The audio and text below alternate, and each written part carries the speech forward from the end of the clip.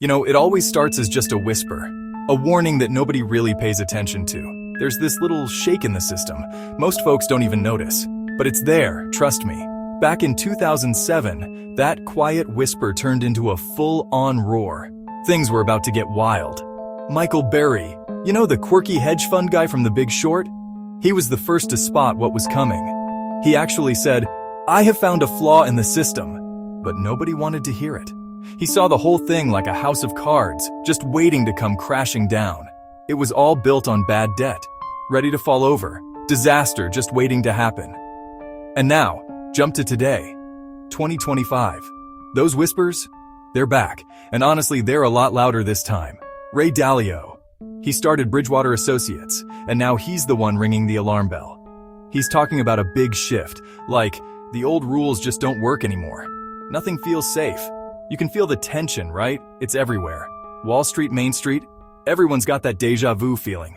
People are wondering, could it all happen again? Are we about to see another 2008?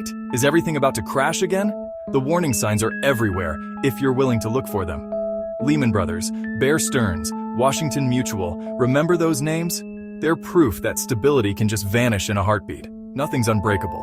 Back then, bad mortgages spread like wildfire. The whole world's economy just dropped to its knees. So, how did everything fall apart? Seriously, what went wrong? Back in 2008? Woo, man, it was wild. It all started with this idea, simple, powerful, but honestly, kinda broken. Everyone should own a home, right? Sounds great, but things got messy. Wall Street took that dream and, well, they twisted it into something risky. Suddenly, it was all about making huge profits, like crazy money.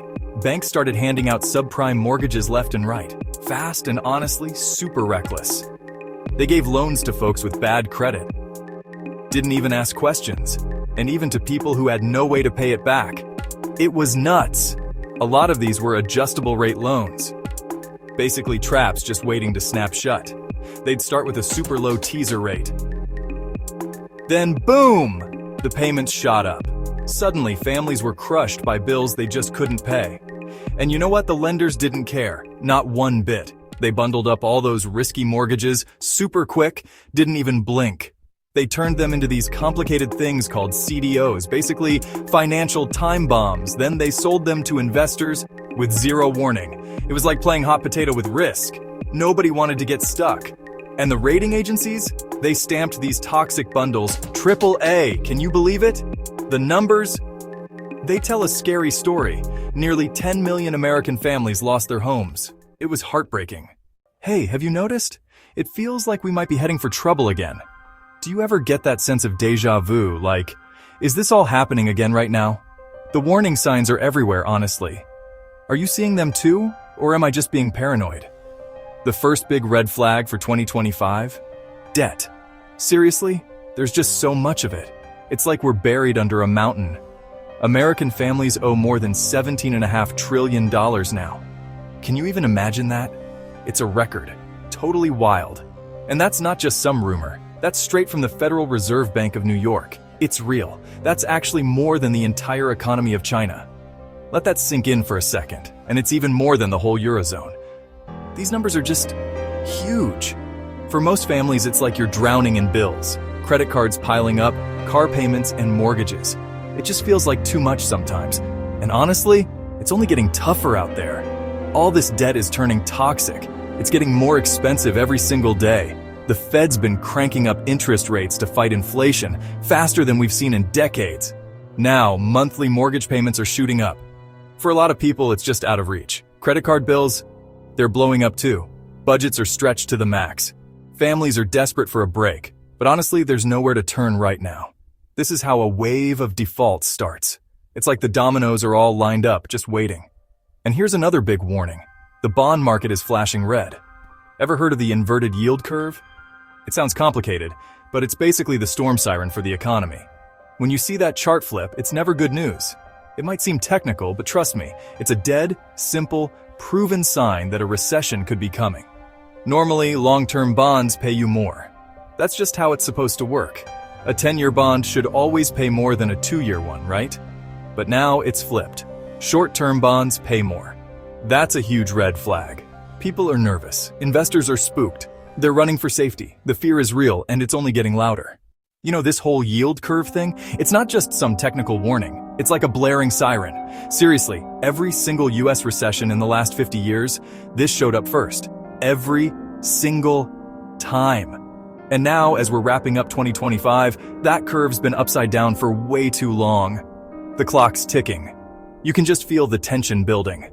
It's like everyone in finance is holding their breath. Birds go quiet, the ground feels shaky, and you just know something big might be coming. And the experts, the folks who eat, sleep, and breathe these numbers, they're sounding the alarm.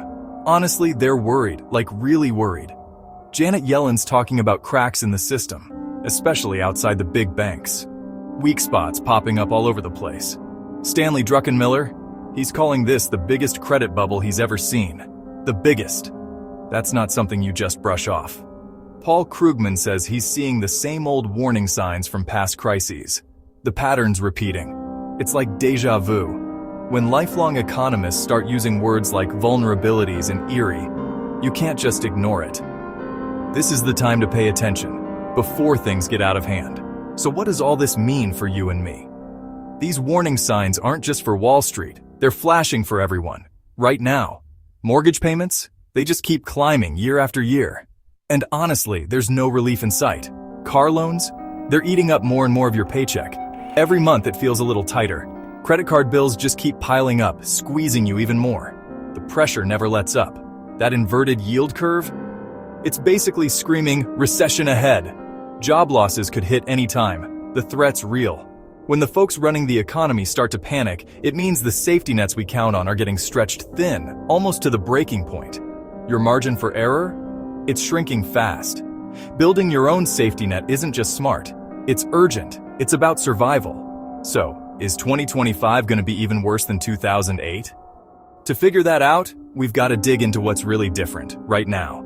Here's a little good news. The banking system, at least on paper, is a lot safer now. But don't get too comfy.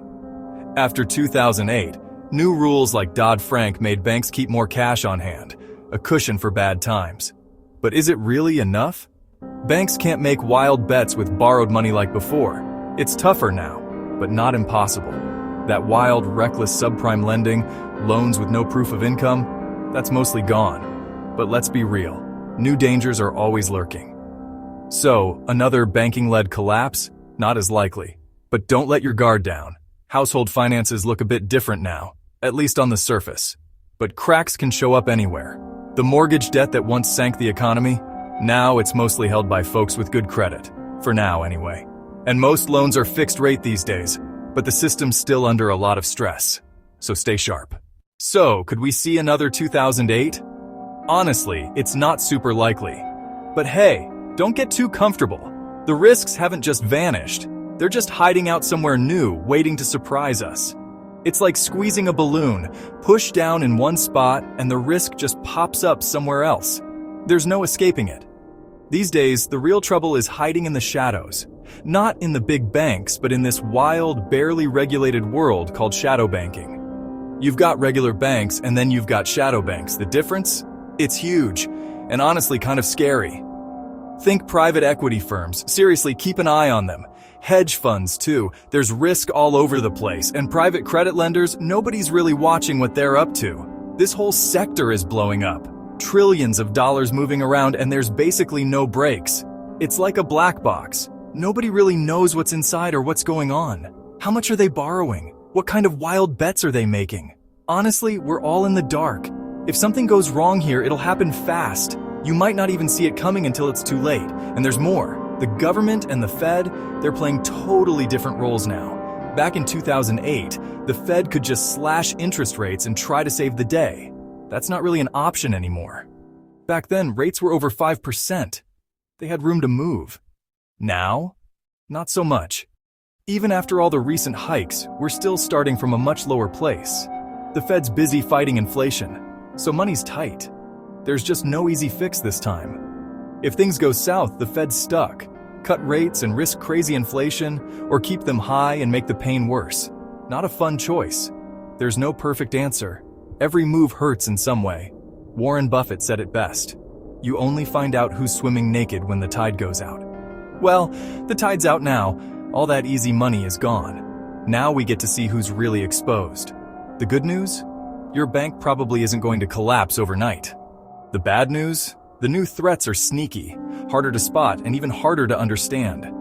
If shadow banking melts down, credit could freeze up in a flash. That means businesses can't borrow, and suddenly the whole economy just stops. Layoffs, real people hurting, nobody's totally safe from this stuff. Look, the government can't just swoop in and bail us out anymore. If things go south, it could last a lot longer and hit regular folks a lot harder than before. So let me ask you, are you really ready for that?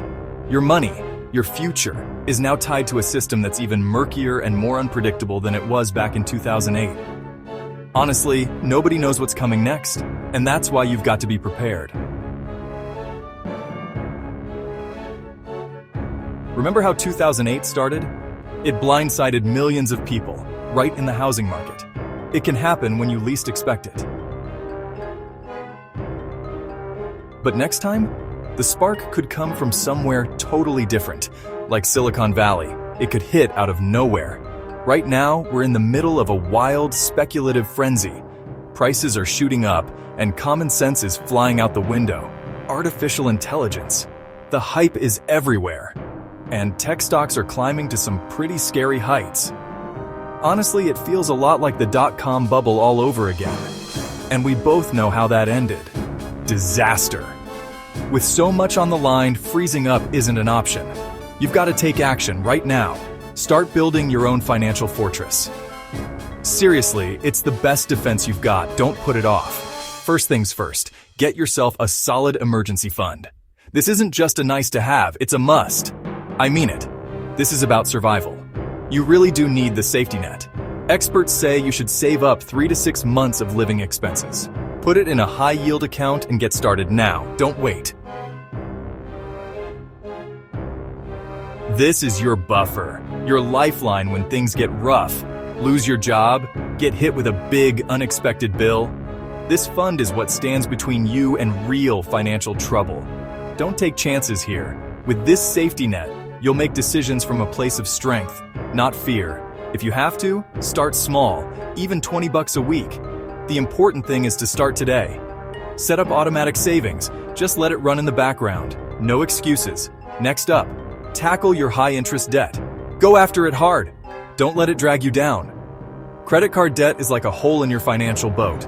Plug it up, fast. You can't move forward if you're always bailing water, right? Make paying off those credit cards and personal loans your top priority. Mark Cuban says it best. Paying off credit card debt is the best investment you can make. He's right. Take his advice. Every dollar you pay down is a guaranteed, tax-free return. Don't just throw your money away. Cut your monthly bills wherever you can. It'll make you stronger and more resilient. Seriously, now's the time to act. Listen, freeing up your cash right now, that could be what keeps you afloat when things get rough. Seriously, every dollar counts. Don't wait until it's too late to make a move. And hey, take a look at your investments. Give them a tune-up. Don't just sit there. Markets can flip in a second, so be ready to adjust. Don't freak out and sell everything, but don't freeze up either. Stay calm, think smart, and act when you need to. Make sure you're not putting all your eggs in one basket. Mix it up, spread your money around. No more just hoping for the best. Stocks, bonds, real estate, even some commodities. Diversify. That's how you protect yourself. Remember what Buffett says. Be careful when everyone's getting greedy, and be bold when everyone's scared. Now's the time to pay attention. Markets are sky high right now, maybe too high. Playing it safe isn't just smart, it's how you make it through. You can't control what the market does, but you can control your own money moves. Start there. These 3 steps, they're your game plan. Your way to stay strong if things get messy. Don't put it off. When you take action, you stop being a bystander. You become someone who's ready to handle whatever comes, and maybe even find new chances in the chaos. The storm's on its way, fast. Take charge now, be ready for anything. Don't forget to subscribe to keep up with more.